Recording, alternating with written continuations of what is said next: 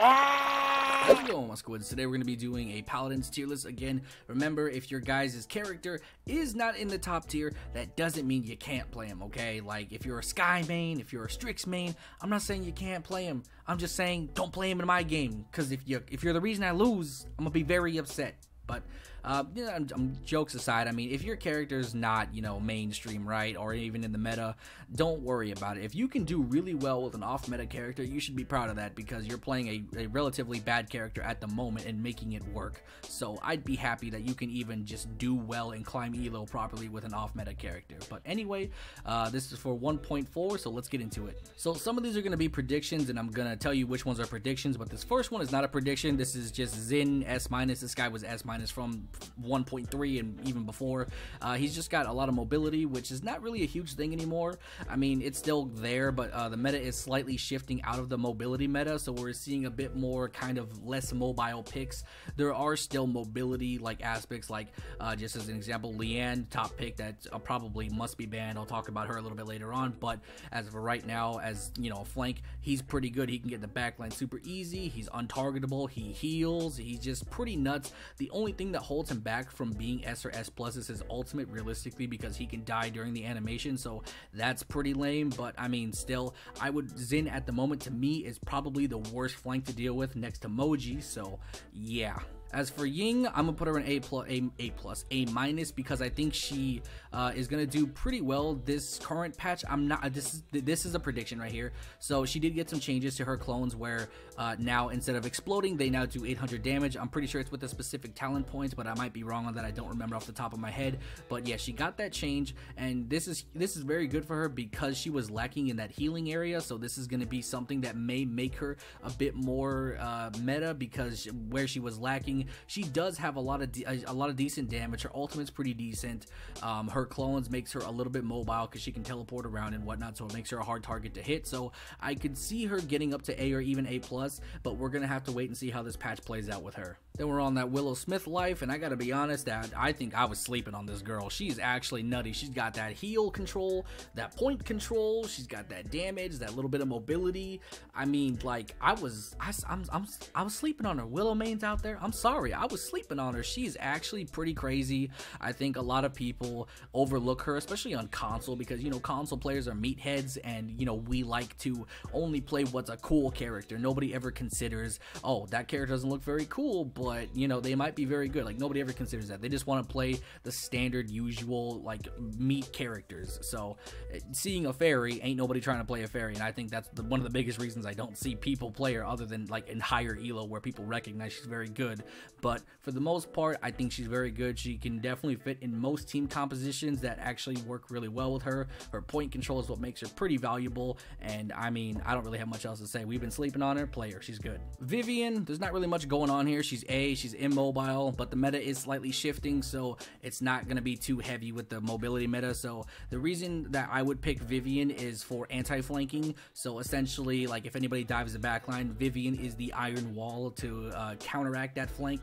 Essentially, people want to dive Vivian because she's immobile, but where she's immobile, she makes up with tankiness because she has that overshield. So she can pretty much almost box any tank in the game, or any flank in the game, efficiently, because she's somewhat of a tank character to a certain degree, of course. So that's the only reason I would ever really play her, which is why I put her in A, because it makes her pretty valuable for, like, a really heavy flank team, or somebody that's going to be a problem, like if you don't ban Zin for some reason. I mean, to be fair, S- is not ban worthy. S+ and S ban worthy. S- is like their kit, and their, like, playability is very good.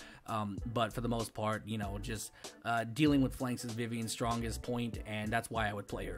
Victor, I predict that he actually will be S- or even S. I'm gonna put him in A+ for right now, because I don't want to put him in S- because I'm not sure how good and viable this 3-burst rifle mode is gonna be. I imagine it's gonna be good. If you guys don't know, well, I'm gonna talk about it anyway. But Victor has got a rework on one of his talents where he gets a 3-burst fire mode, which is gonna give him more effective accuracy, effective range, and it's gonna give him more damage. So that being said, I predict that he will be played more as a marksman, less run at you and gun you down in the face. I don't know who plays him like that, but if you do, stop it. More or less, that damage is what's really going to be a huge thing, and I think that the 3-burst mode is going to be probably a huge factor for the next couple of weeks. People are going to be testing it out with certain card sets. People are going to be testing it out in general, so prepare to see that a lot. But for the most part, I predict that he will be S- or S eventually within time, but at the moment I'm going to put him in A+ because he's a viable pick. I don't think he's must ban over some other characters, but I think he's definitely very good, at least S- currently moving up. Tyra, A tier. I think she's okay. It's kind of the same thing as Vivian. The only thing with Vivian is that I think her boxing is a bit better than Tyra. Tyra's just got that point control, which is very, very, very dominant, and that's why you would play her, which is why she's A tier at least. But when it comes to flanks and whatnot, I feel like almost every flank in the game can probably just run up on her and take her out immediately, unless you're playing extremely well. So I just feel like every flank just murders her, and I can't put her any higher until I feel like that there's a possibility that she can fight back more efficiently. But A is still viable. It's not bad. The Bald Vald, baby, he's A+ until Nullify gets just nerfed into the ground or reworked. He's always going to be A+ because he just this entire character list and everybody else here, he counters all of them with Nullify. He stops tank from putting up shields, he stops healers from healing, he stops literally anybody from doing anything for a few seconds. Not only that, but he's got decent damage. He can give teammates shields to give them extra survivability. That's A+ in my book. I think the Bald Vald is the god right now. Like, I mean, in terms of like off tanky, I'll say off tanky because he doesn't provide like a huge, you know, shield wall, but he provides a lot of utility and a lot of counters to a lot of enemy team compositions. So I mean, hey, the Bald Vald, baby, play him. He's super good. Our boy Star Platinum, we're putting him in B tier, unfortunately. I mean, until the meta shifts, like maybe to a less more mobility meta. At the moment it is slightly shifting, but I don't feel like it's at the point where I can put him at least into A-. B tier is still where he's at. I mean, he just doesn't have what it takes to get in the right hands, definitely at least A or A+, but in the wrong hands or even mediocre hands, he's still B tier. He just doesn't have what it takes to you know, outbeat some of these other tanks at the moment. So we'll just have to wait and see when the meta shifts if he's a more viable pick or not. Talus, I'm putting in A-. Nothing's really changed with him, but the one thing that I did see is that people are playing him a little bit better on console. They're getting a little bit more ballsy, which is what I like, because I felt like a while ago people were playing pretty weenie-ish, and I was like, why are you even playing Talus? You got to get in there and just do the damn thing, right? And nobody was really doing that, and everybody was just kind of playing Talus like a DPS, and it's like, you're a flank. You got to get in there and get those picks so we can move up and take the point. But I felt like Talus players just were not good at it, but I'm seeing a little bit more of that. People are playing him a little bit better, and I think at the moment we're seeing kind of a push into the meta from Talus, but he's not quite there yet, so we'll have to wait and see during this current patch and see how he plays out. Strix, you guys already know how it is. C tier, Canessa, C tier. Same reasons as last time. In case you guys didn't watch that video last time, these two are C tier for a few different reasons. One, the maps are pretty bad, and two, they don't fit into really any team comp where it supports them realistically. If you look at Overwatch, their maps are kind of designed a bit differently, and by a bit differently, I mean they're pretty well thought out, and Paladins maps are pretty mediocre and straightforward. You know, grab the point, push it. There's not really a whole lot of in between or distance for sniping, so these two honestly will never be out of C tier for that big reason. And the other reason is, again, they don't fit into any team comp. No team comp really supports their playstyle, so it's not like there's only a specific, and I mean a very scarce specific scenario where you could possibly play them, but no matter what, almost any flank is going to run up on you and kill you instantly. Strix being the better of the two in my personal opinion, even though I like to play Canessa, but that's just me. Skye, B tier. I think she's better than C tier. I've been playing her a little bit. I've kind of enjoyed her. I've seen people play her a little bit better. People are learning how to use that ultimate more efficiently without getting line of sighted. They're positioning it in spots where it's like, oh, I can't run away or line of sight it because I'm over here and the bomb's here. If I run that direction, I'm going to get killed. If I run in that direction, I'm not going to have enough time. So people are getting a little bit smarter with the Skye ultimates. So I'm feeling like it's a little bit more viable as long as you're playing her with a brain. So I don't think she's C tier, but I definitely don't think she's A- or anything like that. She's still too immobile. I think she's pretty underwhelming, but she'll get there eventually. Shaolin, there's not really much to talk about. He did receive some changes. I believe they shaved 2 seconds off of stealth, or they increased it. I forgot which one it was. It was either a buff or a nerf, but nothing game changing that makes him A+ or A-. So I mean, he still does a good bit of damage. You know, he kind of fits into most team compositions. He's pretty good. It's just the skill cap and the level that it requires to play him is kind of just, you know, a bit too range, a little bit too wide for some console players, and that's why I think I don't see him too much.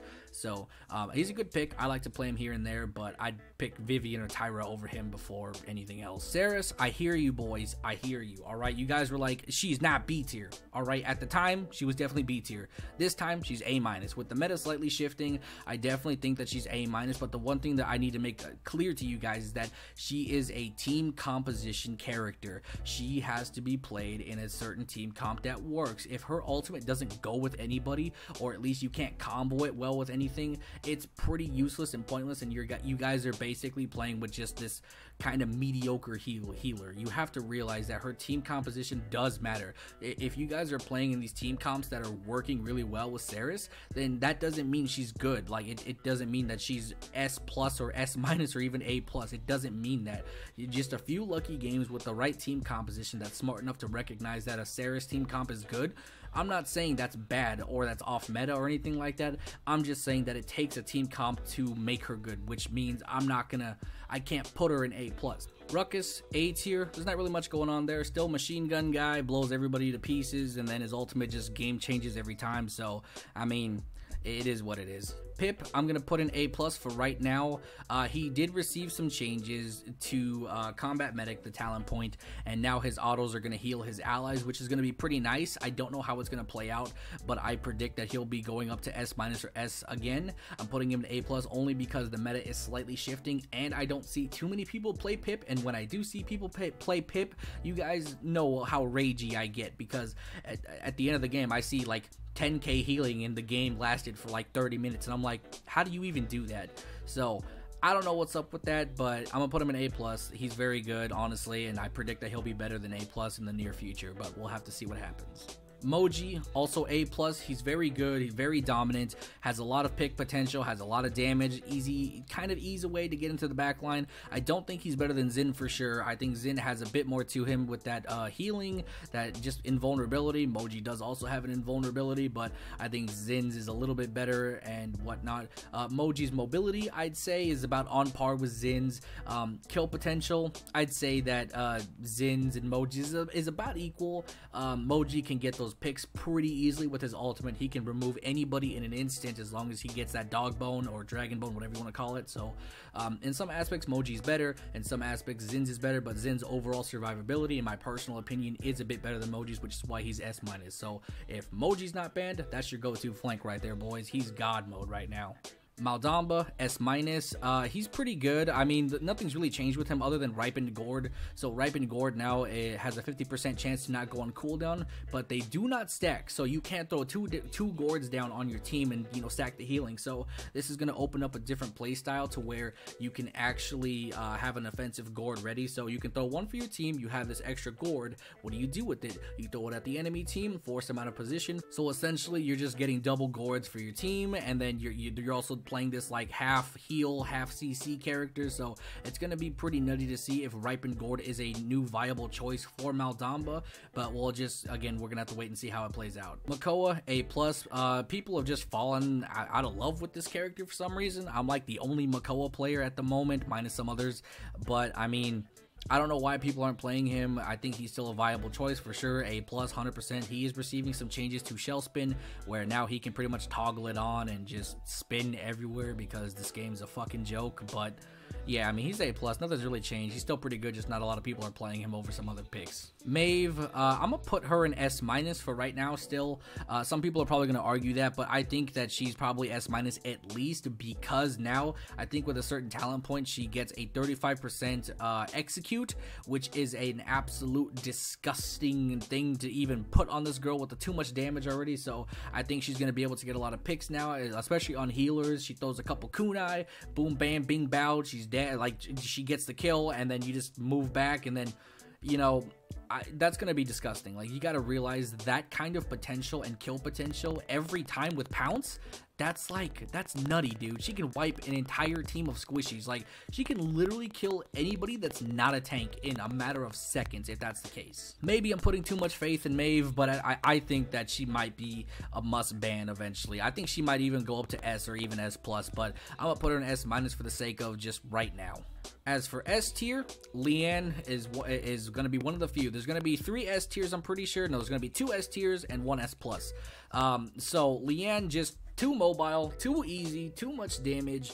Ult is nutty. Like, I mean, what are we talking about here? She's crazy. She does so much and has such a huge impact in terms of DPS. Like, you can't really argue that. I mean, she does a lot of damage, and I think that she's probably one of the, like, more important bans at the moment. As for Lex, I'm going to put him in A tier. I don't really see him a whole lot for some reason. I think he's pretty good. I don't play him a whole lot because I'm not really a flank main. I play mainly tanks and heals, so it is what it is. I mean, I think he can get into the backline fairly decently. I don't think he's better than Moji by far, of course, but I think his auto-lock capabilities makes it a bit easier for people to kind of get into flanking and understanding the fundamentals of how to flank, but he's not really wowing me. He's A tier at best, and he can do pretty well in certain scenarios. Doesn't really fit in a lot of team comps, but or in all team comps, but I'd say that he's pretty good and you can still work with him here and there. As for Koga and Furia, I'm gonna put them up here for now because I don't have nearly enough hours on these two to even talk about them, so I'll talk about them a little bit later. I guess I'll try to, but yeah. As for the second S tier, Khan, these two are absolutely disgusting. Khan right now is the most dominant tank. He's absolutely nutty. He's got that pick potential, he's got that sustain, he's got that shield, he's got the damage. Like, I mean, he does it all. Basically, Khan, the point of Khan at the moment, he's a really beefy tank that relieves a lot of stress from healers, so he can kind of self-sustain, and the healers can focus more on healing other people and keeping them alive so they can keep DPSing. So that being said, Khan is just one of those characters that can essentially just you don't have to worry about him. You just can focus on other things, and Khan can just do Khan things, which is just literally being an annoyance. And at the moment, he's dominating the entire tank scene. He's actually crazy. You probably should ban him. I don't want to put him S+ because I think that's maybe overestimating his abilities, but for the most part, he's a considerable ban for sure. Genos, I'm putting in A tier. I don't think he's wowing anybody anymore. I think that people were hyping him up whenever he first came out and whenever the skin was coming out for him as well during the first season pass. So I don't think he's going a full-on crazy mode, but he's still a viable pick. He's got that decent pick potential. He's got decent damage. The ult is a bit off-putting, and since the mobility meta is kind of shifting to something less mobile, he has more chances to get his ultimate off and actually get some picks. But I mean, that's going to depend on how far the meta shifts. For right now, he might be A+, but I definitely don't think he's S- material anymore. Inara, I'm gonna put in A tier. There's not really much going on with her. I mean, she did suffer some nerfs a while ago, but the reason I'm putting her in A tier is because she's pretty good. I mean, she's got that valuable just CC and utility and stuff, so she makes for a great utility tank. If you guys aren't really feeling Makoa or Khan's unavailable, or if you're running double tanks, she might be a very good option for off tank because she offers a lot of utility and a lot of like decent point control. So you know, she's a considerable option if you guys want to run that certain type of team composition. So just keep Inara in mind. She can definitely be valuable in a lot of situations. Grover, A tier. He's pretty good. I mean, he's a little mobile with the little pull. Good damage over certain distances. Nice heals. His ultimate's good for stalling. Pretty much pairs well in almost any team composition. I don't really have much to say about him. He's pretty good. I don't see a lot of Grover players, and that's a damn shame because I think he's pretty good. But, you know, it is what it is. Graku, I'm gonna put an A-, and this is a prediction. So for Grok, he did receive quite a bit of changes that I don't know off the top of my head. I know he's gonna be doing more damage. I know Tempest got changed a little bit. His deployable now can be deployed at 100 feet, so that's gonna give him a bit more range to put from heal. So if he dies and he's on the way back to the point, he can drop it down at a further distance to kind of relieve the whoever's holding the point. If you guys are stalling or something, you guys can have that little bit of extra distance to put that heal down, and he doesn't have to be right there. The point being is that I don't think he's going to be A or A+ ever because his heals are tied to a deployable, and it's bad enough you have to keep your eye on one healer, but you have to keep your eye on a healer and a deployable now. I don't know if that's ever going to be something that somebody wants. The trade-off with that is going to be he's going to be doing a lot of damage now, so we're going to have to see how people play him and open up with him. But I mean, right now, my prediction, he's going to go up to A- at least as a decent healer, but I definitely don't think he'll go farther than that. As for Fernando, I'm gonna put him in A+, and that's just mainly probably my preference and 2 cents coming in, but I refuse to put him in A tier. I think he is so damn good, and people just don't want to play him anymore. I feel like people are just kind of like overlooking Fernando right now. Like, he's still a top pick. Yes, he did get nerfed, which is probably why he's not S- or S tier, but I mean, the shield still valuable. He's pretty brain dead. He's got a flamethrower. He's got a little bit of heal reduction with the proper card setup, I'm pretty sure. I think he's still a solid tank pick. I really do, and I cannot bring myself to put him in A tier or lower. There's no way. I refuse. As for Evie, I don't really see her too often. I'm gonna put her in A- for right now. She's pretty mobile. She's got decent damage, decent point control with her ultimate, but I feel like a lot of people have kind of warmed up to the idea of dealing with her, so I don't think that she's very good anymore, especially on console, because on console people don't really play her a whole lot. You see her here and there, but I don't really see her very often, so it's gonna come down to preference when you play her. I definitely think she works well in certain team compositions, so in that scenario she's probably A+, but overall, just usability, it's A-.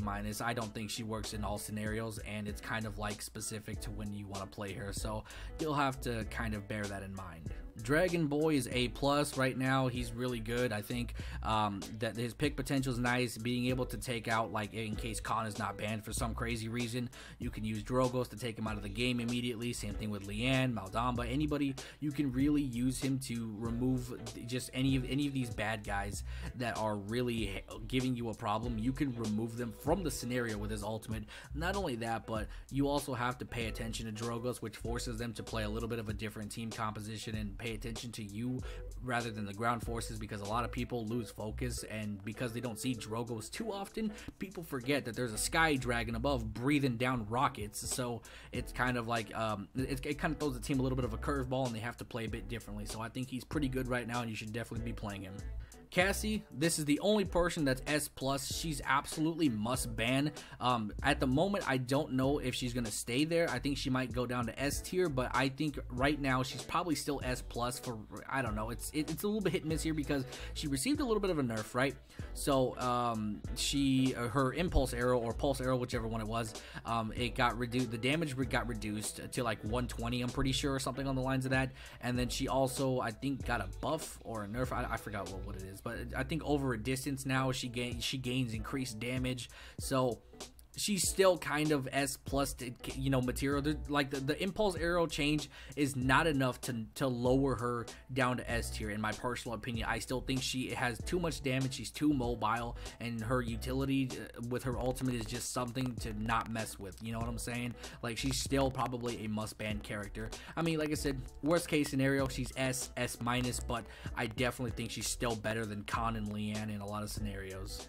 As for Buck, I'm going to put him in A tier. I think he's okay. I think a lot of people play him in lower elo, and he's definitely viable in high elo, of course, but the self-sustain, the good damage, the easeability the usability in getting into the back line, I think that makes him very valuable, and him being pretty easy to play as well. I think just, he's a good overall like pick if you want to play something slightly off meta, but it is what it is. Buck is Buck, and he gets it done, so it's fine. Bomb King, nothing's really changed here. Does a lot of damage, does point control, a little bit of mobility, displacement. Not really much going on there. Still pretty crazy. Barrack, B tier. Nobody knows how to play this fool at all. Not like, I don't know what's up with that. Just anybody that plays Barrack automatically loses the game for some reason. I don't know what's happening with that, but I feel like everybody that plays Barrack is just absolute ass. So I don't know what's going on there, but I think he's B tier. I tried to play him. I don't think he fits very well as an off tank, maybe, but I think you have to have a team comp that supports his play style. But I think Bulldozer just kind of like counters him immediately, and everybody fucking builds it. So no matter what, he becomes automatically useless because of Bulldozer. As for Ashe, I'm gonna put her in A tier. I think she's okay. I don't think she's as good as she was. The reason being is that the meta is slightly shifting, and we're seeing a lot of different play styles. And her shield, it not being too mobile, you know, you can place it down and it keeps her in the fight. So where you're trading mobility into, you know, just kind of being able to stay in the fight with her gun, you have to realize that the trade-off, I think, is probably less valuable when you can play somebody like Makoa, who can get pick potentials and have a bigger dome shield than her overall, like, just frontal shield. So it's kind of hit and miss with her. You have to just play her right and be aware of what you have as in terms of utility. So it's kind of going to be up to you if you want to play her or not. I think she's pretty good still. I still go to her sometimes, so I recommend her. She's pretty fun. And as for Androxus, I'm gonna give him the benefit of the doubt. This is a bit of a prediction that he's gonna be A+, or not A+. Well, yeah, I think he can be A+, A tier at the moment. But so basically, he did receive a change to where his punch now has a bit more range and it's easier to execute. It's not a literal execute. It's more like you pop off a couple shots and then you throw your punch down and then you're able to get the kill. So it's supposed to make him a little bit more easier, because before people would have to rely heavily on their aim, and you still technically do, but this makes it a bit easier to where you can get a couple body shots and still manage to get away with a couple kills. So it makes him a bit more user friendly on console anyway. But PC, you guys are probably, you know, out here flicking your wrist and doing the fucking bibbity bobbity boo shots and whatnot. So it is what it is, but him being a bit more easier to play is nice for console players. Alright, now down to the nitty gritty here. So I don't nearly have enough hours on Koga to even speculate on him. I have maybe 1 hour on him at best, and from what I gather, I think he's okay. I don't think he's wowing me. I'm gonna put him in A-. That's probably wrong, because I don't know, maybe I'm playing him wrong or whatever, but that's how I feel. I'll have to put a bit more hours on him. Honestly, don't really take that serious. Like, again, I don't have nearly enough hours on him, so I really don't want to put him there, but that's what I feel like because I play like ass with him. But again, I haven't really figured out the formula to him yet. As for Furia, I'm a bit more comfortable putting this here because I do have a few hours on her. I think she's A+. I think she's a very good healer. She did suffer some nerfs, so she might fall down out of A+, but I still feel like she's gonna be A+ because her heals are nutty. She does a lot of damage, got a good bit of CC. Her ultimate's pretty good. Like, I just think that she's an overall a very good character. So it's gonna come down to however you want to play. Like I said, she might fall out of A+ because of those nerfs, but we'll have to wait and see. But anyway, hopefully you guys enjoyed this video. I will talk to you guys in the next one. Peace.